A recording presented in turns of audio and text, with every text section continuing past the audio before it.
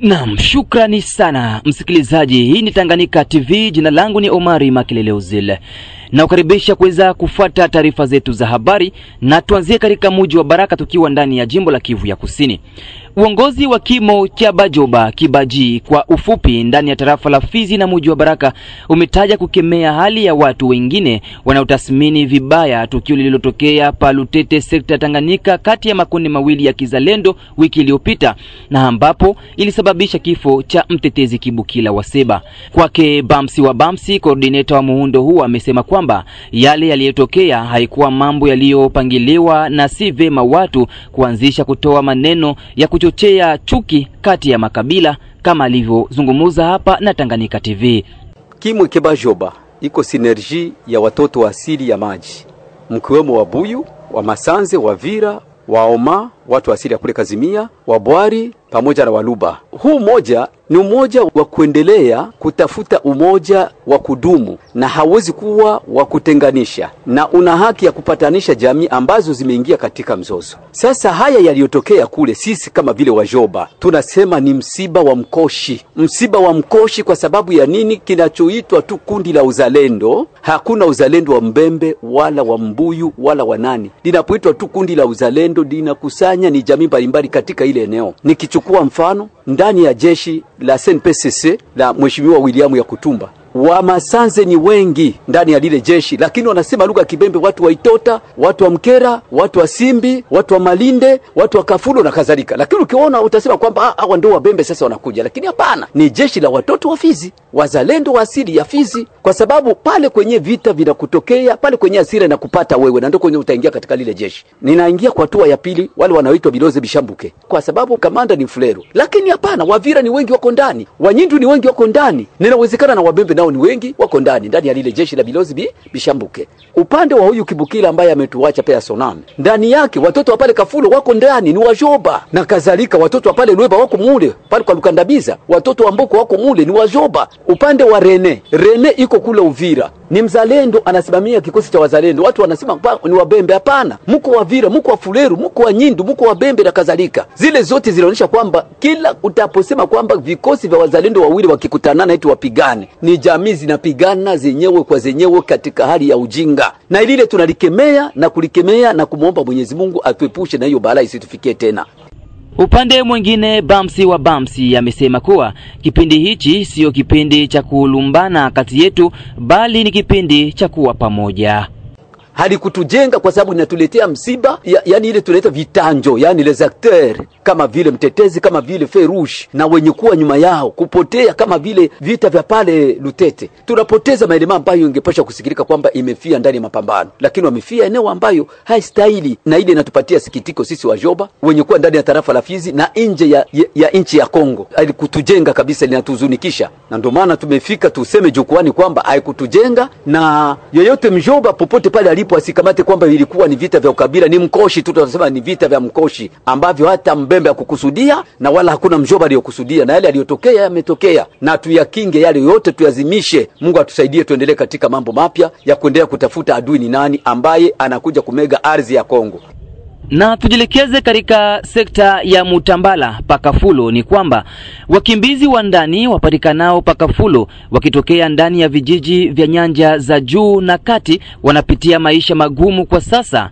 Uongozi wa shirika la raia groupment ya Bashimukinje waomba serikali kuwajia na misaada kwa ajili ya kunusuru maisha yao. Katika mazungumzo na Tanganyika TV, Deste Senga Prosper, kiongozi wa shirika la raia groupment ya Bashimukinje, amesema tangu raia hao kufika eneo hilo la Kafulo wakikimbia machafuko ya kivita ndani ya vijiji vyao, bado kupata msaada wowote na maisha yao si yenye kupendeza kwa sasa.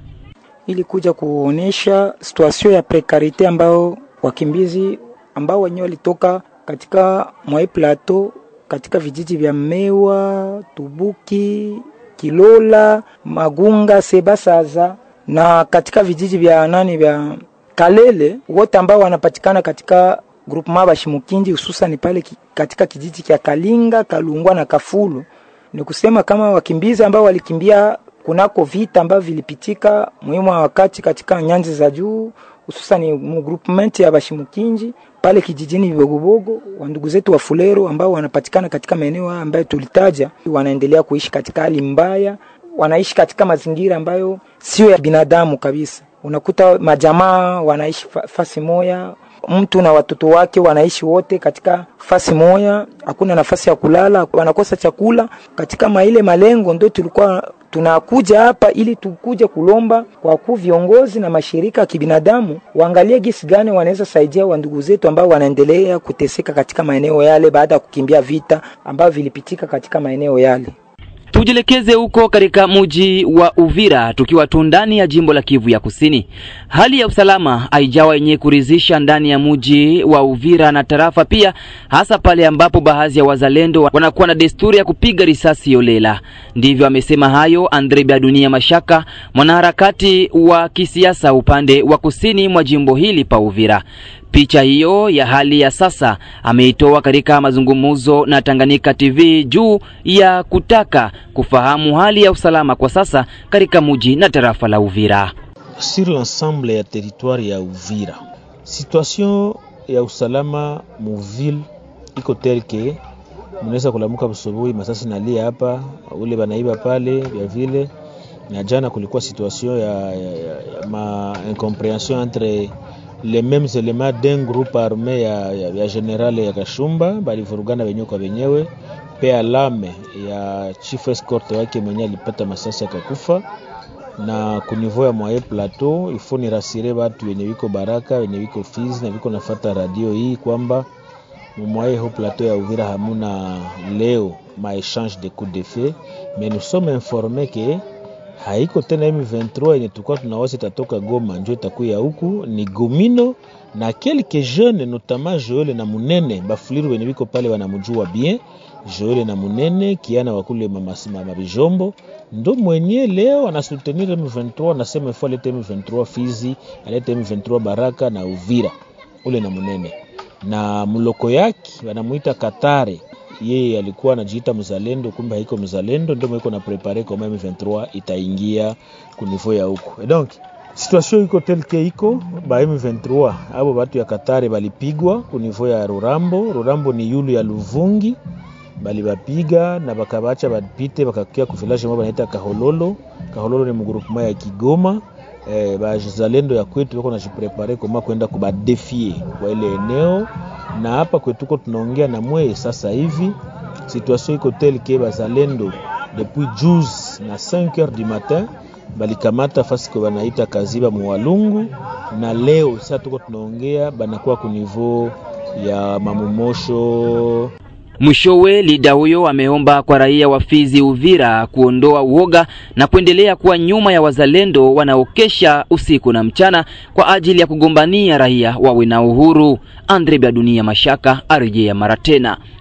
Donc population napasha kuwa calme, tupatie wazalendo nguvu, mais il faut pas oublier que tuko na ba vrai na ba faux wazalendo, parce que huko watu tuko tunaona banatembea na bunduki muvile, na iwe Baraka na iwe Bukavu na iwe Uvira, mais hawapendi kwenda kufro. Bale ni si ndio wapatia jina gani batusaidie kama likamata bunduki ni jua kutuchunga sisi. Baende bafanye kazi na zile bunduki parce que benzao biko deja ku front na Bukavu. Niko naambia watu ya Bukavu bawe makini, tuko tunakuya, bawe tayari kututayarishia kwenye tutafikia na magari ya kutembelea pour que tuendelee upande wa Goma. Bukavu bientôt itakuwa libéré et ça c'est un acquis, biko vya kutafuta, c'est un acquis, tunapaswa kulibere Bukavu. Et donc situation kotel ke iko Kamanyola bangali pale, mais tutabapiga sana nisa, hakuna shida. Ni kutafuta kuambia tu watu kwamba msiogope, hatuwezi kuacha hii inchi, ni sisi wenyewe ndio wenye inchi na adui hana nguvu, tutamudefie. Donc ndio situation yenye inakuwa ku niveau ya Uvira ile. Mwingine iko calme leo muvile, mteritoire mko calme. Kulikuwa mahabari kwamba General Kotazo amepigwa masasi amekufa. Leo niko acteur sociopolitique, napasha kupana information yenye iko verifie yenye natoka kabisa kuchungu. Mais sasa hivi ni bongo ile kusema kama amekufa parce que hatuyaona lolote. Nawaza kwamba anaweza kuweko Kinshasa, mesuwe yetu ni kwamba asirudie. Tuko na besoin bakie kule, walete wengine wa komande wanaweza kutusaidia kufanya vita en faveur ya population na republique pour que M23 ikuwe défié. Tujelekeze huko katika jimbo la Kivu ya Kaskazini. Tuanzie katika tarafa la Ruchuru. Ni kwamba kisha M23 pamoja na AFC kususia mazungumzo ya moja kwa moja na Kinshasa yaliyoandaliwa na mpatanishi kwenye mzozo huo Joao Lourenço, rais wa Angola, maoni yamekuwa mengi kwa raia wa kiwanja tarafani Ruchuru jimboni Kivu Kaskazini. Wakizungumza na Tanganyika TV, baadhi ya raia hao wamesema kuwa ni jambo la mshangao kuona tena M23 inakataa mazungumzo ambayo yataleta amani mashariki mwa nchi ya Jamhuri ya Kidemokrasia ya Kongo, kama raia hao walivyoeleza hapa. Tuwasikilize. Tulikuwa na tumefurahia kuona gouvernement imeitika mwito ya M23 kuomba maongezi, na kwa sasa tunashangaa kusikia uve ya maongezi M23 na kata, na hatujui kama amani itapatikana wapi. Kwa sasa sisi kama vile raia tunaona kabisa ni teatre yenye iko na jijue mukadre ya politiki, na sisi kama vile raia sinjo tunateseka zaidi. Sisi kama vile raia hapo mjini wa Kiwanja ama ndani tarafani Ruchuru tumesema ya kwamba hiyo hali tokuwa kaenda kwenye meza la mazungumzo huko nchini Rwanda imeonekana kabisa kwetu kama ni kitu cha kuweza kuwa na masikitiko, kwani ilikuwa ni njia moja ya kuweza kuonekana kumaliza mzozo pasipokuwa na kuzoa kwa mapambano ama kwa kivita na kuleta ukimya kwa njia ya mazungumzo. Lakini kitu kimeweza kuonekana kama hatua tena uhakika kupata hiyo amani kwa upesi wa kupitia hali ya hizo ngazi za juu za uamuzi, kuweka vikwazo vya vifungo kwa wale wanaoonekana kama wafanyakazi ndani ya hiyo 23.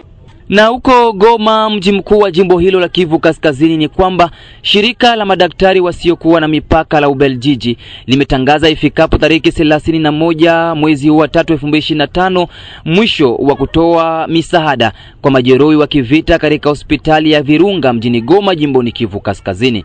Katika mazungumzo na Tanganyika TV, Anthony Gorgila, coordinator wa shirika hilo, amesema walitunza majeruhi kwa bure tangu Februari 25 na kusaidia majeruhi wengine hasa waliohitaji damu. Anthony Gorgisila anaeleza yafuatayo. Kwetu jambo muhimu la kwanza ilikuwa kusaidia zaidi sana majeruhi wa vita, mahali ambapo kuna majeruhi wengi, na tulikuwa na hazina ya damu ambayo kabisa haikuwa ya kutosha, na tulifanya kampeni fupi iliyotusaidia kupata mifuko 1500 ya damu, mifuko ambayo haikuwa tu juu ya hospitali ya Virunga lakini na kwa hospitali zingine. Kwa leo idadi ya majeruhi wa risasi imepungua na timu ya hapa inaweza kufanya kazi peke yake. Ndio maana tunafunga kazi hapa ili tuende kusaidia mahali pengine ambapo kuna uhitaji mkubwa, na hatuwezi kudharau wale watu ambao wanarudi vijijini kwao na wanahitaji pia msaada, bila kusahau vipindupindu ambavyo vinaweza kutokea. Kama kunaweza kutokea hali nyingine mbaya, basi ni kusubiri msaada mwingine. Tumalizia na hizi habari ambazo zinasema kuwa ujumbe wa Jamhuri ya Kidemokrasia ya Kongo ulifika Luanda Jumatatu Machi 17 jioni ili kushiriki kunako mazungumzo ya moja kwa moja na M23. Hivyo ni kulingana na tangazo la rais wa Angola kwenye akaunti yake ya Facebook. Hadi Jumanne Machi 18 saa za mchana hakuna dalili yoyote iliyotolewa kwa Luanda kuanzishwa kwa mazungumzo ya moja kwa moja kati ya Kinshasa na M23. Vyanzo vingine vyaeleza kuwa Angola, ambayo inahakikisha upatanishi kati ya pande hizo mbili, unapaswa kutoa msimamo wake Jumanne. Vile vile inadai kwamba juhudi za kidiplomasia zinaendelea kurudisha M23 kwenye meza ya mazungumzo. Licha ya hivyo, AFC pamoja na M23 ilitangaza jioni ya Jumatatu hii kujiondoa katika mazungumzo ya Luanda iliyopangwa chini ya mpatanishi Angola. Katika taarifa iliyochapishwa Jumatatu Machi 17 jioni, M23 imekemea vikwazo vya Ulaya vilivyowekwa kwa viongozi wake, wakiamini kwamba wanahatarisha mazungumzo ya moja kwa moja na kuzuia muendelezo wa kutafuta amani. Ujumbe wa M23 bado unasubiriwa ili hatua zingine zichukuliwe. Kutokana na suala hilo, upinzani wa DRC umegawanywa katika kushiriki katika mazungumzo haya. Jean-Marc Kabund, mshirika wa zamani wa Tshisekedi ambaye amekuwa mpinzani, anahukumu mazungumzo ya mapema wakati bado askari wa Rwanda wanabaki katika ardhi ya DRC. Denis Mukwege, mshindi katika tuzo ya amani Nobel mwaka wa 2018, anakosoa jaribio lolote la kupunguza hatua ya kutatua mzozo, huku akiamini kuwa mazungumzo yatapelekea uvamizi na kumiliki baadhi ya kamandi kinyume na sheria. Msikilizaji, hii ni Tanganyika TV. Hapo ndo mwisho wa taarifa zetu za habari. Mimi ni Omari Makelele Uzili. Habari za muda huu mpendwa mtazamaji wa Tanganyika TV. Kwa jina naitwa Suzana Mbokile, natokea kitengo cha biashara na manunuzi hapa Tanganyika TV. Nipende kuchukua fursa hii kukaribisha hewe mfanyabiashara kutangaza biashara yako pamoja nasi. Maana katika ulimwengu huu wa sasa, media kama Tanganyika TV ndio mahara pekee ambapo unaweza kukuza na kuendeleza biashara yako. Haijalishi ni biashara ipi unayofanya, ina mtaji mkubwa au mdogo. Tanganyika TV inaweza kukuweka karibu na wateja wako na kukuza manunuzi ya bidhaa zako unazouza. Hebu fikiria, hata vikundi vya maendeleo tunawezaje kuendelea bila kujitangaza? Karibu utangaze nasi, hewe mfanyabiashara, mjasiriamali, mwanamuziki, wanasiasa na wengine wote. Karibuni sana sana sana. Unaweza kuwasiliana nasi kupitia namba zetu za ofisi zilizopo hapo chini. Hata kama una matangazo, Tanganyika TV tunaweza kukutengenezea, kwa sababu tunawafanya kazi na madirector wabobezi waliobobea katika shughuli za video production na graphic design. Tanganyika TV, kwa pamoja tukupashe.